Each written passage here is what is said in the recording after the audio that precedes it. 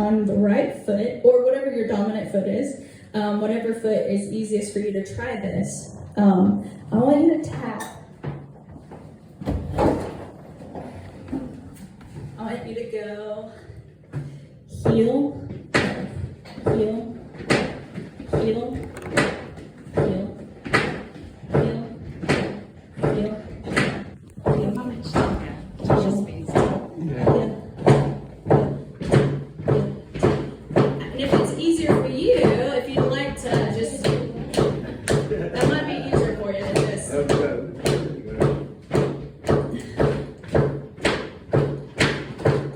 Heel, tap, heel, tap, heel, tap, heel, tap. Y'all got that? Heel, tap, heel, tap. All right, now that's the right leg, and we're gonna, the left leg is about 10 times harder, so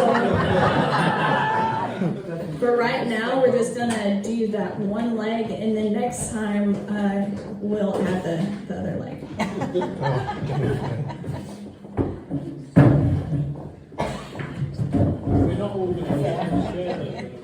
But y'all have your own chairs. So,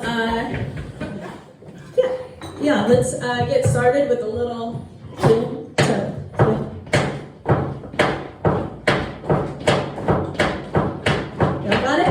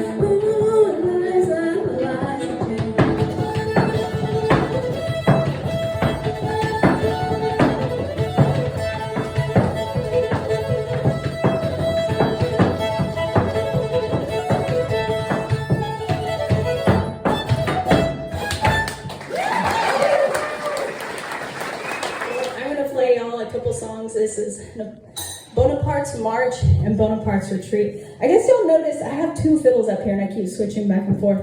There's actually a very, I think, interesting reason for that. I'm a huge huge geekazoid when it comes to this. I'm going to try not to geek out as I'm explaining this.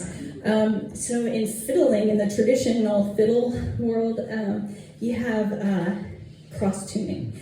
And so traditionally, a lot of fiddle players, they'll tune their fiddles a little bit differently in order to make it like the strings harmonize, like a chord. Like if you are familiar with a guitar, you know how you play different chords on the guitar. So did you know that if you were to play, like if you were to strum the open strings on a guitar, then they don't necessarily harmonize, even if it's perfectly in tune, because the notes have to be like kind of a chord, and they have to kind of harmonize together. And that's what you do when you cross tune a fiddle. You kind of make the notes harmonize like different notes in a chord, and that's the way they do in the old-time fiddling tradition. And different fiddle tunes can only be played if you tune your fiddle a little bit different from standard. And so that's what I do with a lot of these fiddle tunes. That's why I have two fiddles up here, because in order to play some of these different songs, I have to tune my fiddles a little bit differently, and these different songs require different tunings, and it would be a very boring show if I stood up here and retuned my fiddle for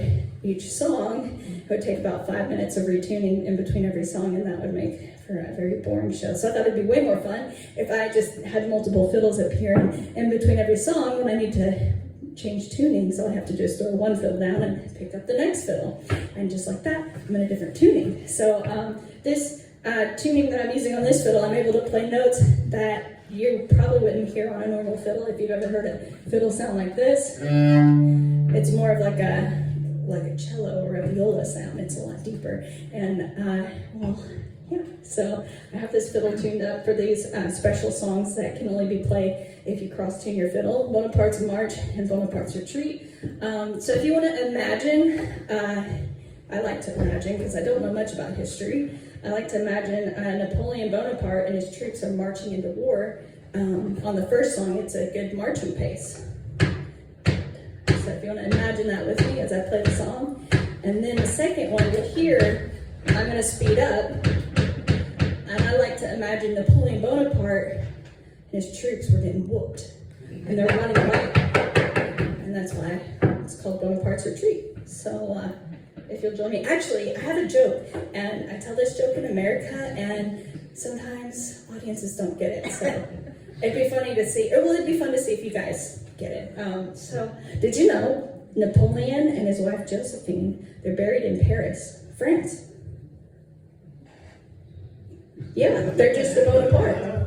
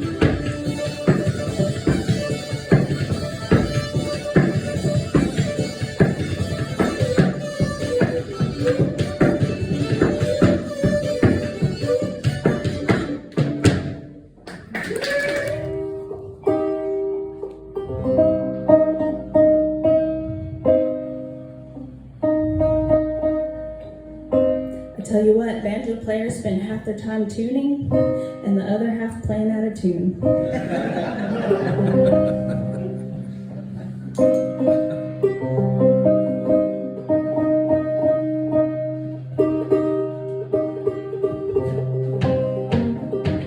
Well, the cool thing about some old time songs, my favorites,